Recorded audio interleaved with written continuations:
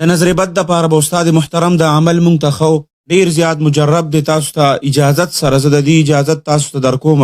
استاد محترم به فرمایل چې بچا باندې نظر ولګي نو د هغه دپاره پکار دي چې 3 د اوږې دانې واخلي، یو خو غوټه نه 3 دانې هغه واخلي او په هغې باندې دا الفاظ ووایي او هغه 3 دانې چې دي هغه اور ته واچوي او د هغې نه چې کوم لوګي جوړ شي دا لوګي هغه مریض ته وکړي په کوم باندې چې نظر بد لګېدلي. نو استاد محترم به فرمایل چې انشاءالله دا به بالکل ټیک شي.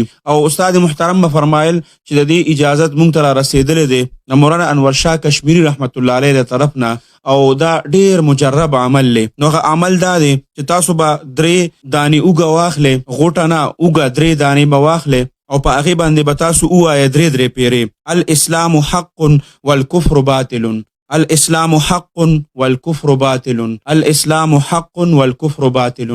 دا به 3 پیرو وای په هر یو دانه باندې 3 پیرې او بیا به هغه دانی چې دی هغه به اور ته ورواچوي په سکروټ کو باندې هغه چې کوم لوګي وکړي نو هغه پچا چې دا نظر بد لګېدلي هغه لوګي به هغه ته وکړي. استاد محترم به فرمایل چې انشاءالله د هغه نظر بد چې دی هغه به ختم شي. ډیره مجربه وظیفه ده، مونږ ته اجازت دی، تاسو ټول مسلمانانو ته هم د دې اجازت دی، تاسو هر مسلمان ته د دې زمونږ د طرف نه اجازت ورکول شي صرف د الله د رضا دپاره چې مونږ ته هم په دې باندې اجر ملاویږي او تاسو ته هم.